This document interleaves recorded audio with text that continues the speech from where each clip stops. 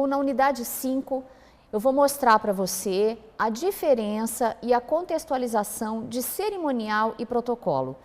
E vamos abordar juntos a utilização com exemplos claros, nós iremos mostrar daqui um pouco, de como o cerimonial atua nos eventos, tanto nos eventos de pequeno, médio ou grande porte. E hoje, muito comumente, muito mais do que nós imaginamos, qualquer evento precisa e requer a participação de uma boa equipe de cerimonial, porque é essa equipe que vai conduzir, que vai nortear, que vai direcionar todas as ações dentro de um evento. Então, só para nós entendermos um pouco, para que você tenha isso muito claro, como referência e como conteúdo. O que é cerimonial, o que é protocolo e o que diferencia esses dois conceitos? Porque muita gente confunde e acaba achando que é uma coisa só, e não é verdade. O protocolo são as regras que foram feitas, e que são aplicadas em determinadas situações. É o protocolo que trata da precedência, que trata das formas de tratamento, que trata do direcionamento de todas as regras dentro de um evento. E o cerimonial, já que eu falei que são itens e que são conceitos diferentes, o que diferencia o cerimonial do protocolo? O cerimonialista vai colocar em prática todas as regras e todas as diretrizes protocolares dos eventos. Essa é a grande diferença e talvez seja a que tenha que ser mais e melhor entendida por você. Então vamos lá. Como é que a gente pode exemplificar a atuação de um cerimonial num evento? Nós vamos aqui hoje exemplificar um evento técnico-científico. Imaginemos uma palestra onde nós teremos uma mesa solene composta por algumas autoridades. Por que é importante trazer para vocês essa exemplificação? Porque aqui a gente vai trabalhar as mesas solenes com as suas variáveis. Nós temos dois tipos de mesa. Eu acho que são itens muito importantes para quem vai organizar um evento e também para quem vai contratar ou participar de uma equipe de cerimonial, entender essa diferença e como é que essa dinâmica funciona. Nós temos aqui uma mesa ímpar.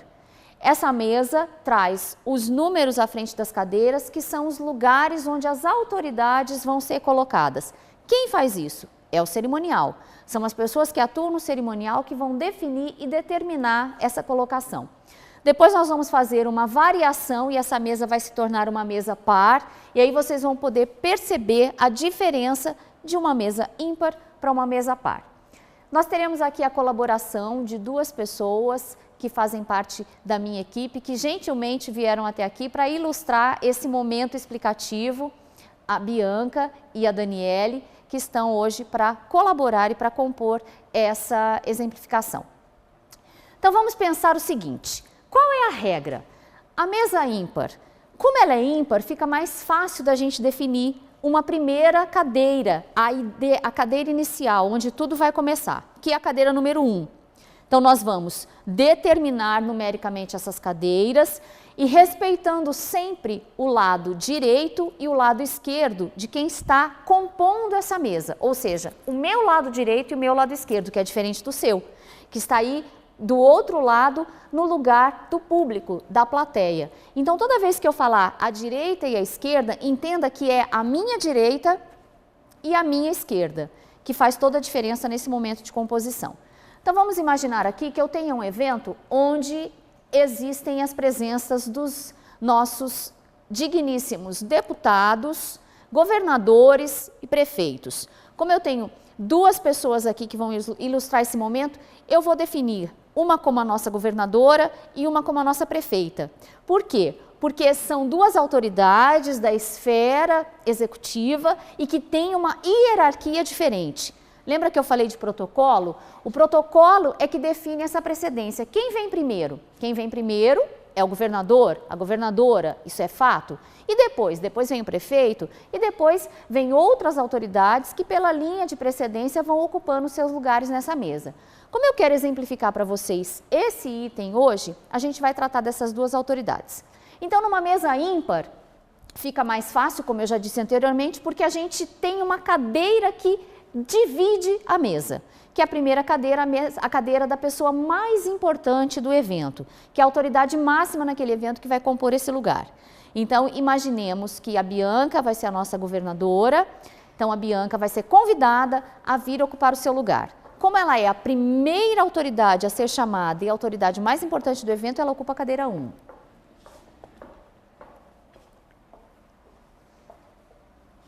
Então, a Bianca, como autoridade máxima, fica na primeira cadeira. E agora vem a nossa dica, porque esses números eles não estarão aqui no momento do evento.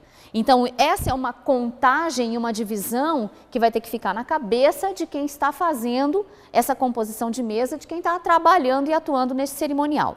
Mas como aqui, para facilitar, a gente conseguiu numerar essas cadeiras, quem vem imediatamente após a primeira cadeira? Lógico, a segunda autoridade mais importante do evento, que é a prefeita.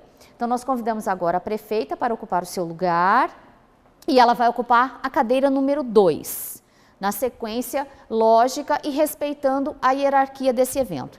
E aí, o que é importante que você se lembre, que se houver mais autoridades, e sempre há, por favor, esse evento não vai ser composto apenas por 2 pessoas, nós estamos meramente ilustrando, sempre há mais de 2, 3, 4, 5, 10 autoridades até numa única mesa, é o protocolo que vai determinar a precedência dessas autoridades.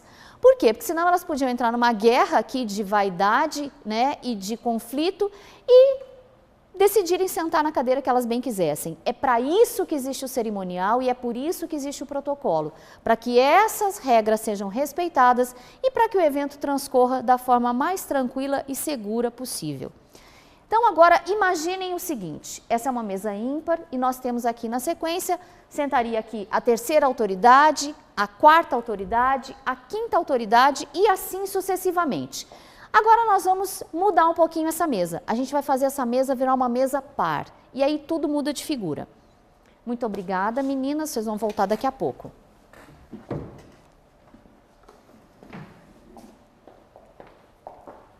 Imaginem, então, que a nossa mesa perdeu um lugar, ou de repente ganhou, né? Se nós tivéssemos aqui 6 lugares. E nós vamos ter uma inversão total aqui de colocação. E vocês já vão entender por quê. Quando a mesa é par, a gente vai criar uma linha imaginária bem ao centro dessa mesa. Então, eu vou colocar de tal forma que eu tenha 2 cadeiras centralizando a mesa, ok? Aqui eu vou traçar uma linha imaginária, eu vou aproximar um pouco mais essas outras pessoas que ficarão aqui. E essa cadeira vai sair daqui.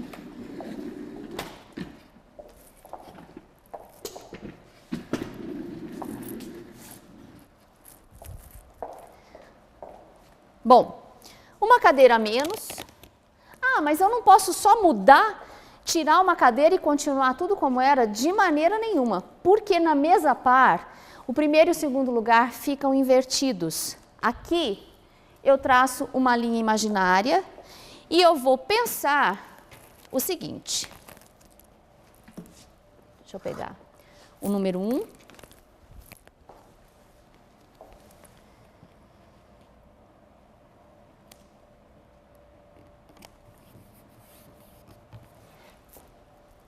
E vocês já vão entender essa diferença agora. A minha mesa, quando era ímpar, os números ímpares estavam aqui do lado esquerdo e os pares do lado direito. Traçando a linha imaginária da maneira como nós fizemos agora, eu tenho uma mudança de lugares e, consequentemente, uma mudança de ordem nessa composição. O que vai acontecer? A primeira cadeira, que é a cadeira da pessoa mais importante dessa mesa, da autoridade máxima desse evento, vai ficar à direita da linha imaginária. Se nós tivéssemos aqui uma imagem holográfica ou alguma coisa de digitação, dessas tecnologias, nós poderíamos traçar uma linha imaginária bem aqui no meio, que faria a divisão dessa mesa. E aqui eu tenho a pessoa mais importante do evento, que fica à direita da linha imaginária, lembrando sempre a minha direita e não a sua, que está aí do outro lado, representando a plateia. E à esquerda da linha imaginária, eu coloco a segunda pessoa mais importante dessa mesa.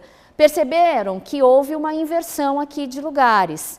E assim sucessivamente. Então, a primeira, a segunda pessoa, a terceira, a quarta, a quinta, a sexta e assim sucessivamente. Isso, a princípio, parece um pouco complicado, mas não é.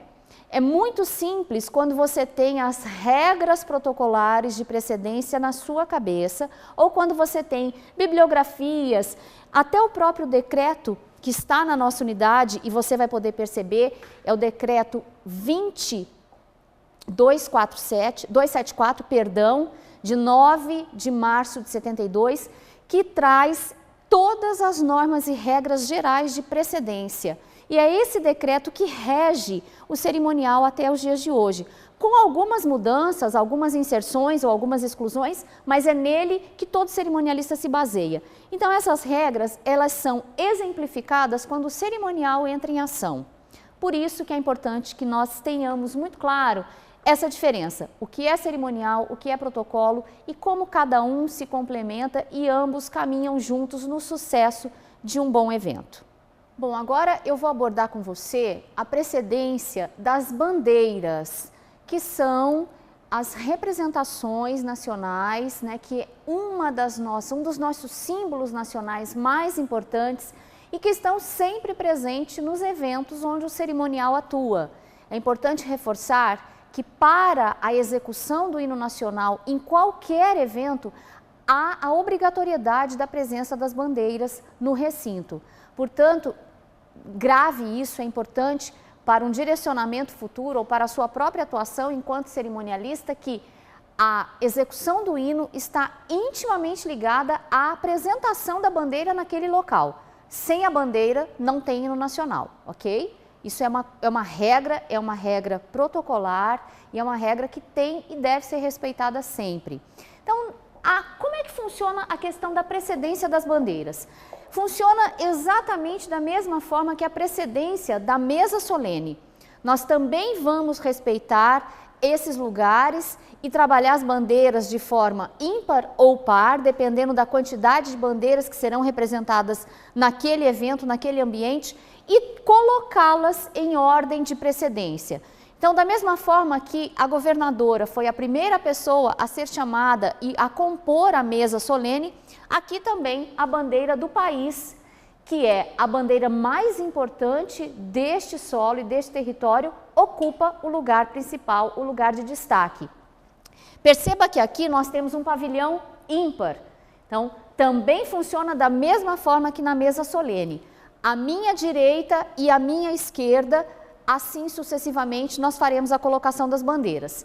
Aqui eu tenho a bandeira nacional, que é sempre irrestritamente a bandeira mais importante em qualquer lugar onde o evento aconteça, sendo território brasileiro, essa bandeira é a bandeira mais importante e é a que ocupa o lugar de destaque. E aí, à direita dela, o segundo lugar mais importante é a bandeira do Estado, o estado onde o evento está acontecendo, e o terceiro lugar, na sucessão da precedência deste símbolo, a bandeira do município, ou seja, a bandeira da cidade. E se houvesse uma bandeira da empresa onde o evento acontece? Nós teríamos aqui um pavilhão par. Haveria a inserção de uma quarta bandeira. Nós faríamos da mesma forma que fizemos na mesa solene. Traçamos uma linha imaginária e à direita desta linha imaginária ficaria a bandeira nacional. Aqui haveria uma ordem, porque eu incluiria uma quarta bandeira aqui. Então, à direita da linha imaginária, a bandeira nacional, a bandeira do Estado trocaria de lugar com a bandeira do município. Tá? A bandeira do Estado viria para cá, porque a direita a mais importante, a esquerda a segunda mais importante, e assim sucessivamente a terceira e a quarta bandeiras, obedecendo essa ordem, esse critério de precedência das bandeiras. Tem uma coisa importante que vale tanto para a mesa solene quanto para o pavilhão de bandeiras, que é o local do anfitrião do evento, do dono da casa. E isso é um assunto que é importante reforçar com você. O que acontece? Quando o evento tem uma sede, e na maioria das vezes os eventos têm sedes, eles são sediados em algum lugar por alguma instituição ou por alguma empresa, existe um anfitrião daquele evento, que é o presidente daquela empresa, ou que é o diretor corporativo ou coordenador geral daquele evento, e não necessariamente ele é a autoridade mais importante do evento. Tem que ficar clara essa diferença. A autoridade máxima do evento nem sempre é o anfitrião do evento. E aí, como é que fica a colocação dessa pessoa na mesa solene? O anfitrião do evento, ele cede, quando ele é a autoridade mais importante, ele cede até 3 lugares em precedência para as autoridades que vão participar daquela mesa. E quando ele não é a autoridade mais importante, ele também, em referência e respeito às autoridades que estão participando daquele evento, que são convidados dele, ele cede os lugares mais importantes para aquelas autoridades. É fácil, um exemplo simples que acontece na nossa vida. Quando nós recebemos uma visita em casa, nós vamos receber um hóspede. A gente cede o melhor quarto, a melhor cama, o melhor lugar da casa para aquele hóspede. E nós não deixamos de ser os anfitriões daquele local. Então é dessa forma que funciona nos eventos também. Então é muito importante saber a colocação, o lugar, a importância do anfitrião em cada evento. Bom, encerrando a unidade gestão de eventos, espero que você tenha gostado, que o assunto abordado tenha trazido as informações necessárias para o seu conhecimento, para o embasamento teórico e prático da sua vida profissional. E qualquer dúvida, entre em contato com a tutoria ou pelo 0800, que vai aparecer aqui. E se houver interesse ou necessidade de algo mais, de alguma bibliografia ou algum direcionamento mais específico para o bom desempenho, para o seu bom entendimento da disciplina, por favor, entre em contato também com a professora que aqui vos fala.